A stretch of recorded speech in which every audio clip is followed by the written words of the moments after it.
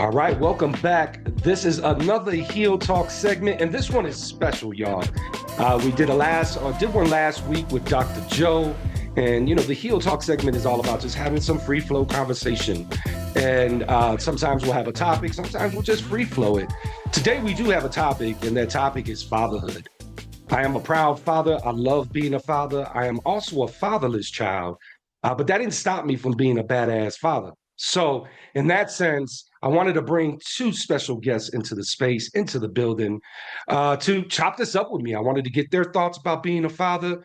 And of course, I want to advocate for Black and brown men who are fathers and who stand on that business of being a father. So I got the Growfessor in the building. I have Dr. Joe in the building. I appreciate both you brothers for coming through. And you heard the topic, y'all. And you know how we roll here. It's fatherhood and how we embrace it. But I want to be more specific in terms of how do you identify, how do you resonate with being a father? What is fatherhood to you? I'm going to throw a few things your way, but let's just kind of start with that one. You know the topic. Feel free to unmute yourself and let's get down with it. I'm going to pass it to my elder, the Growfessor. Wait a minute. You got a gray beard just like I got gray hair. I do. Look, I'm hating because he got some hair. I love it. I love it. It's interesting. It's interesting that I think you start with the question of what makes you a father, particularly like you, Coach. I was also fatherless. And when I think of growing up homeless in Chicago, there are not a lot of male figures around, right? And so when I think about fatherhood, I think about how much stuff I had to try to be prepared for it to give to my kids that I didn't even know I needed myself first. And so I think the first thing about being a father that I had to recognize is that there is no blueprint. There is no perfectionism in this. It is about being real and authentic with yourself, with what that thing is in terms of who you are. And I think, secondly, it's important to separate your experience as a man from fatherhood, because in fatherhood, you could be a father of a daughter. And so you've got to start to think about how I communicate and those ways I communicate that are going to be different contextually for the kids, birth order, gender, all of these things, temperament, style. And I think going into fatherhood, you kind of have this sort of view of, well, I'm gonna be a consistent, strict father, or this is this. And it's like, there's so much flexibility you've got to be as a dad on any day-to-day basis that I think that's so missing, because I think I felt like I had to create some structure, which the real structure was me authentically being me and making sure my kids saw that I'm actually growing into their father as I'm as I'm doing the thing, right? What about you, Dr. Joe? Man, that's good, man. I think I'm gonna go right to like what was my first thoughts, right? And my first thoughts when you asked that question, Coach Adam, was I remember when I first got married,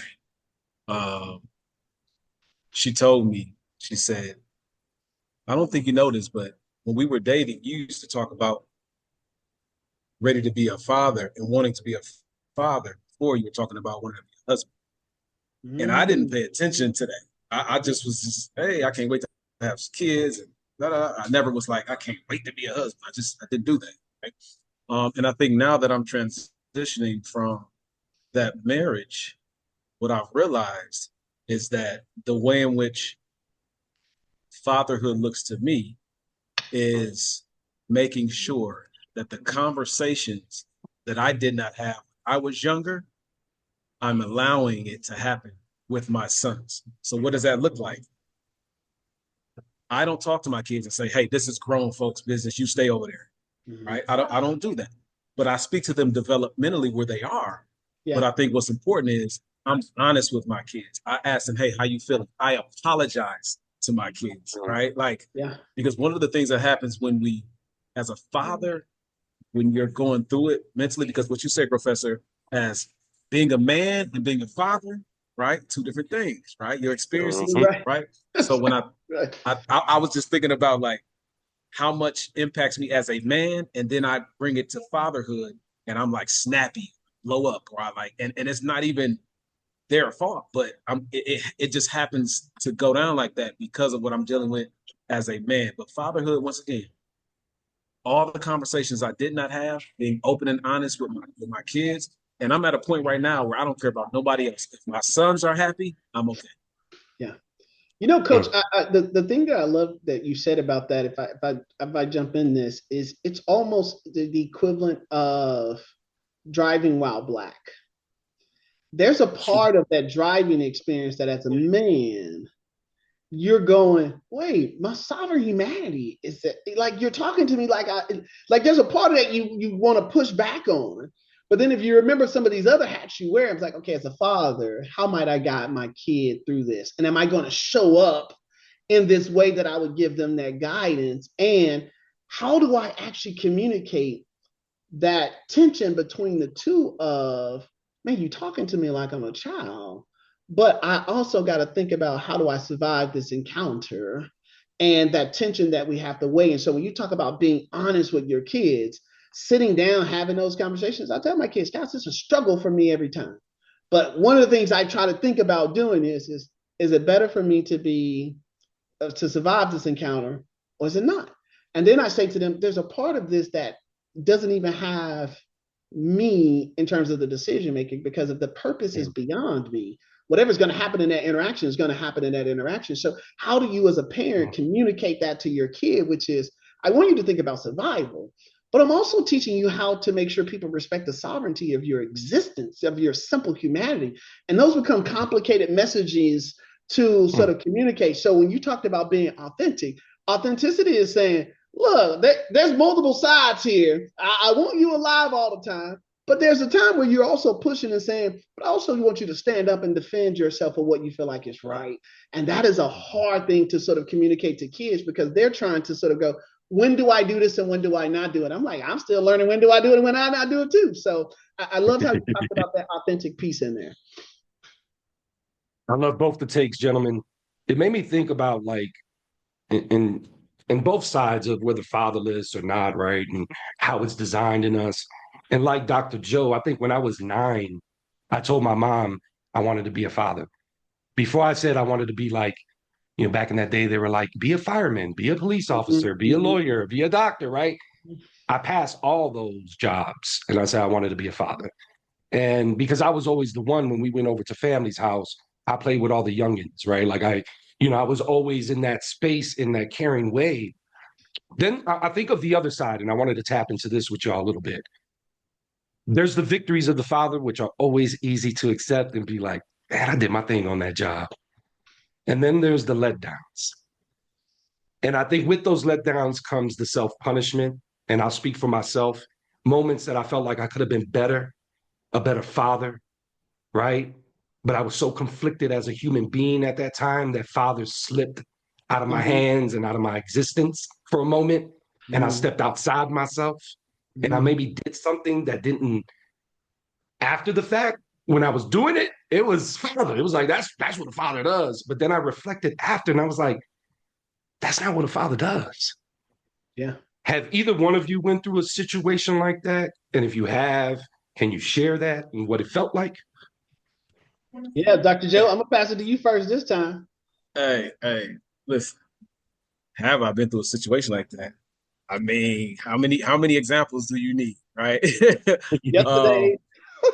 Right, you know what I'm saying, right? And I think like the reality of those experiences that we have as fathers that I've learned is, once again, having the ability to look at yourself, go to your sons or go to your kids and say, man, daddy was wrong, right? Man, I didn't know how to do this.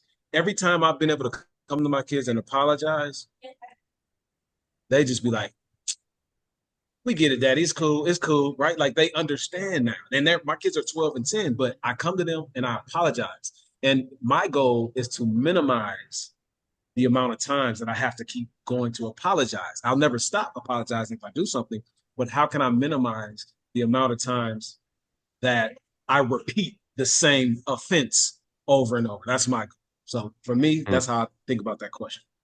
Yeah, you know, and picking up in that space, because I think for me, having those same examples that you have, I think about when they were cutting up in school and how I responded to that, whether it was punishment or thinking I needed to spank them.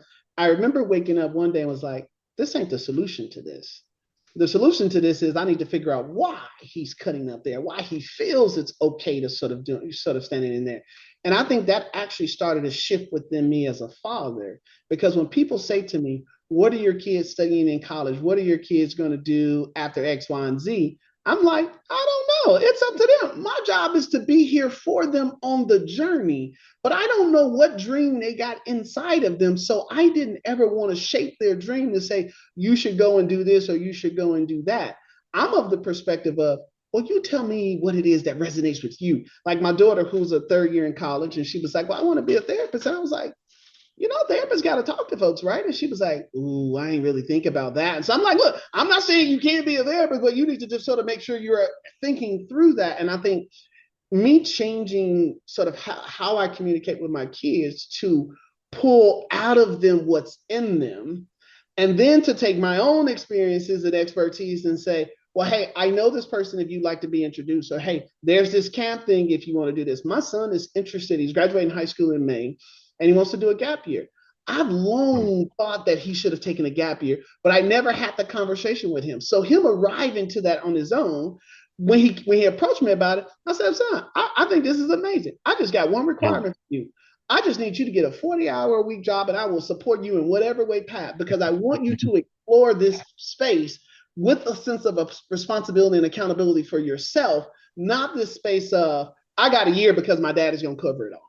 No, I need you to know that I'm here to sort of support this, but you're not about to be playing video games all day. And I didn't want to say those words to him, but by saying to him, you need to get something that gives you some experience and starts to get you thinking. And he's like, oh, Dad, I'm totally down for that. But you are willing to help me. Son, as long as you helping yourself, there's no questions of whether or not your dad is going to help you, right? And so it's for me, moving into that space where, to your point, Dr. Joe, how do I get myself in a position where I'm not apologizing for that which I don't know, because I'm actually going through the experience myself. So when I went off that one time, I needed to go off that one time to realize that this isn't the behavior that I wanted to do, and then change my actions through that. But I had to decondition myself. Why was I going to that response? Well, that's the response that my grandparents did. If I cut up in school, this is what they was doing. So I actually took the pages right out of their book and versus going, well, what about my own chapters, and how would I want to do my own chapters? And then it started to go, yeah, I can let that go, because I got some different levels I can pull to get my kids on that right track that I want them to be on. So when I think about this, it becomes this sort of sense of, how do you step back from what you actually don't even know yourself, because you are going through the real time experience? And Dr. Joe, I love how you said, for me, it's coming back to say, hey guys, I may have misstated this. Let's think about this in a different way. And so I'm trying to approach that on the front end, which is to say, well, let me understand where you're thinking. And maybe how I speak then becomes a softening of guidance to say, hey, here are these levers we can pull. Let me know when you'd like to pull them.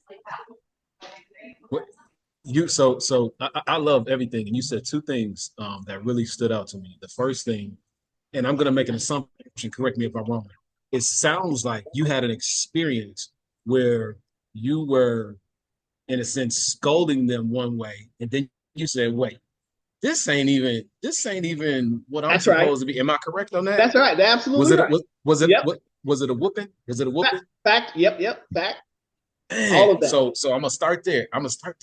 I'll never forget, because this is part of fatherhood, right? Yeah. I'll never forget when I was getting ready to whoop one of my sons, my oldest one time, and my youngest got in the middle and said, "Don't touch my brother."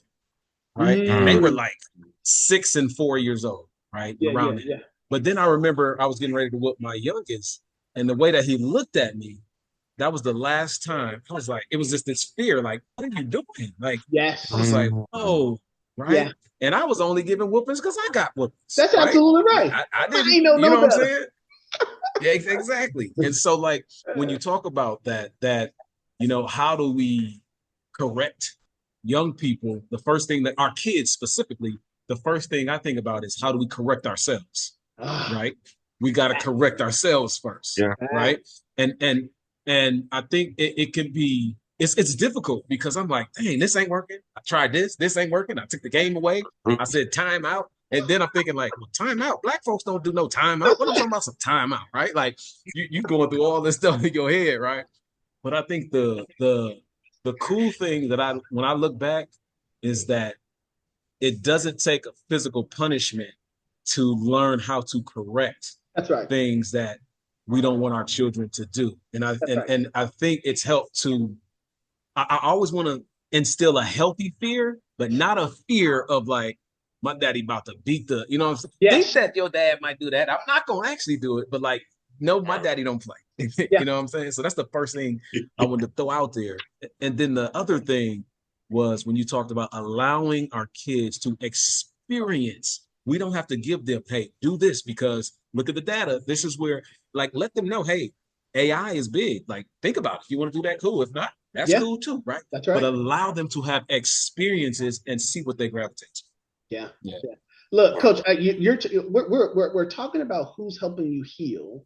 And interesting, Dr. Joe, you said something that how do you correct yourself? So I have this model called deep conditioning, where it's about excavating, which is challenging those norms, those things that you've always been done. When I think about this, I'm 48 years old now. Nobody never told me that I should challenge the stuff that my folks gave me, or to challenge the stuff that this church gave me, or to challenge the stuff that the community gave. Because Dr. Joe, you've certainly put it right there. We are raised to say, go down this track and all of these good things will happen. And it's like, wait a minute, what if that track doesn't resonate for me? Then I'm going to be, and so we're not even taught to question this thing that the data says is true. But what we're actually experiencing now in sort of this space of even AI, the more stuff that they remove about the contributions from Black and brown folks, that is a data set AI will not have, which means the outputs from AI is going to be lacking. And so when you think about that context, you have to step back and say, well, when do we start even giving the tools to say it is okay to question that? Because right now we're seeing where people are not even questioning, why are we attacking DEI? People are just going with it to say, hey, this is that. Because we are taught when you challenge stuff, you're actually doing something bad. And I wanted to bring us here because I think that is central to parenting, which is, why would you do this? This is a bad thing. And that kid is going, this was right here. The Vaseline was right here. I'm two. Of course I'm about to get into this Vaseline. And we freaking out and they going, I know what this was. I'm just, and so how do we, but we're conditioned to respond a certain way when our kids are not doing these. Oh, I went into their room and they were doing their homework automatically. We go in there, well, your room ain't clean. Why are you doing this? Versus there's so many different ways we can approach this. And how do we change ourselves to be able to be aware of this? I think it's the game-changing thing that we've got to be thinking about. How do we do this forward? Because otherwise, we're just going to pass on the trauma from one generation to the next because we have no tools to take off the trauma that we were in. Hey, Adam, y'all dropping a lot. I know y'all dropping a lot. Hold on. I'm sorry. Because you got me thinking about so many funny things. And so just real quick, you know, when you talk about, man, this is bringing up a lot. So I got to a point as a father where I was going off on my kids, right? And this was like, especially when me and their mom was kind of like in a rough place. And I remember saying to myself, why am I talking to them like this? They're 4, they're 5, they're 6, they're kids. They're doing what kids do. Why am I tripping, right? And I had to really like check myself. And you know, I think that the best thing that we can do as fathers, to me, is really pay attention to what they pay attention to in us. Yes. Right? Like you gotta be aware of, like, I had to ask my kids one day, like, how do you rate that? Like 0 to 10. Like what you think about that? Right? And they was like, man, daddy, you yell too much. I'll never forget, daddy, you be mean sometimes. Right? So we can't be afraid to ask how they experience us, because sometimes we think we're doing an amazing job and we're doing our best, but sometimes we're impacting them a little bit differently than we think. Coach, the performance review for parents does not exist. right? And what space do you have to go to your parents and sit them down and say, look, I know I'm 9, but I don't like nothing about, like, you don't even have the words as a kid to get your parents to change off that behavior. And we're so blind to it because of our own trauma that we feel like we are justified in doing the right thing. And I love how you talk about, even in the video game, we were outside. Our parents taking away from something from us was just simply to say, I ain't letting you out this house.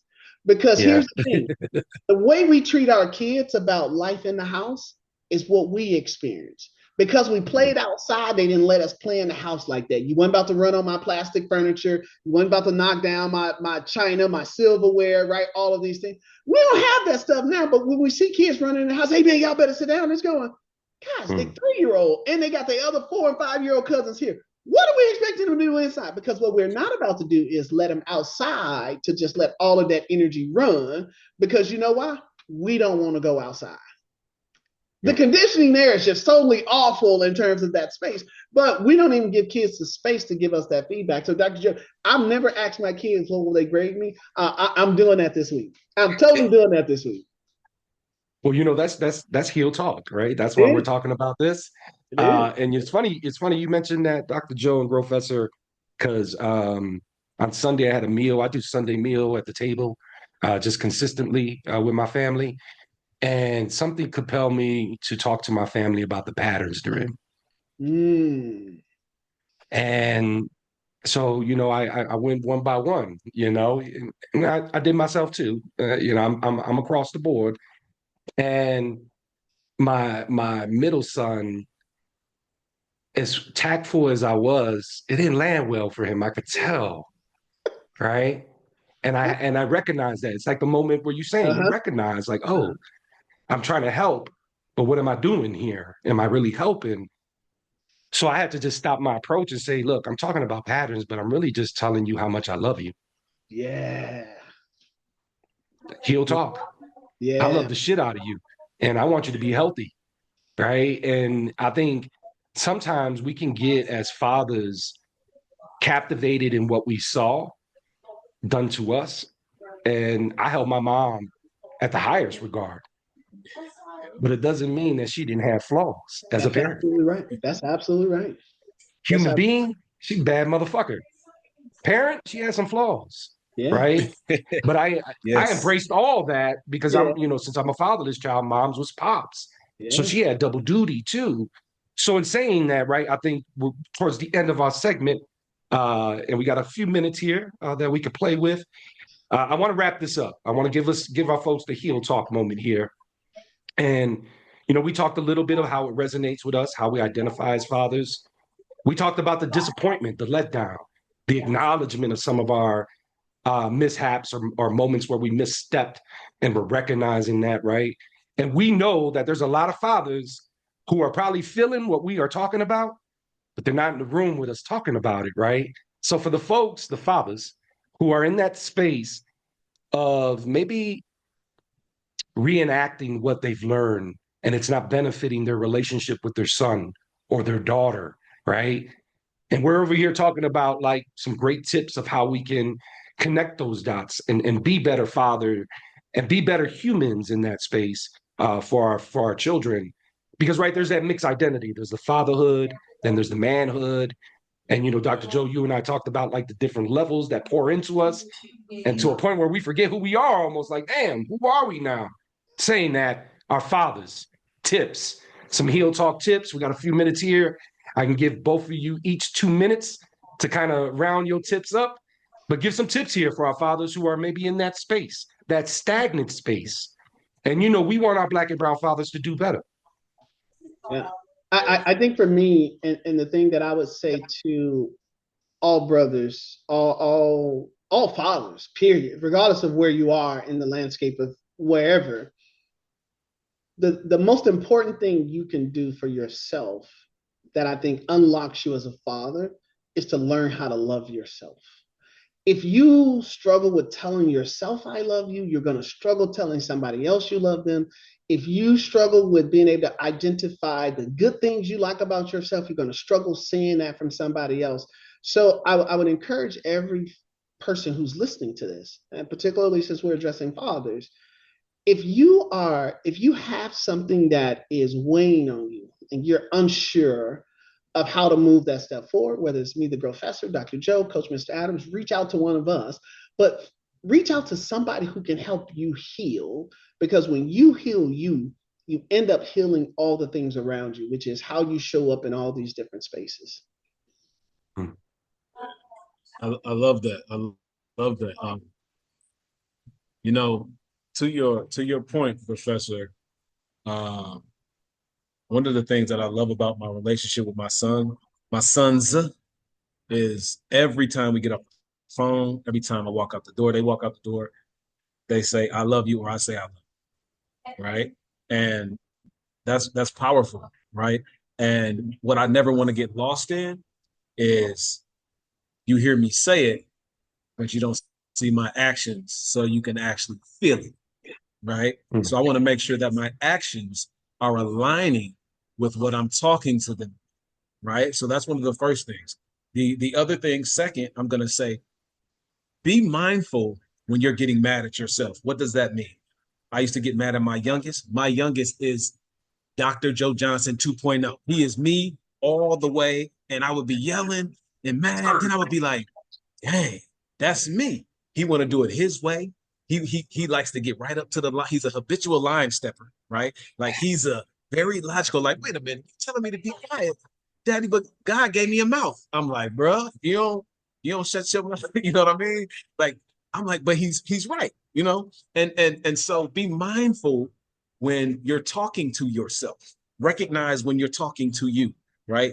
With your children. And then the last thing is, and I say this across the board whenever I speak, whenever I do, all of us are recovering from our childhood, right? And so it's so important for us to do the necessary work so that we don't repeat, like you said, the traumas. We don't repeat all of the stuff that we don't want to happen. And sometimes if you don't do the work, what happens is you repeat it and it's not intentional, but it just naturally comes. Right? So that's my three things. All right. And that's Heal Talk, right? That's what we came together for. I think it's so beautiful when we can have these kind of conversations, especially speaking about fatherhood. I think it's a conversation that needs to happen more often, especially in a safe space where we can really chop it up. And I feel like between you two, we could have done at least an hour of this segment of just like approaching different pieces of it. So I gotta bring these two brothers back to the platform on the same stage so we could chop it up a little more. But you know what this segment is about, right? It's about healing and talking and bringing those two bad boys together and having some Heal Talk. So we will see you next time when we have this segment. Take care of yourselves because you are the star player and you know what my last words are. Who's helping you heal, y'all? Peace.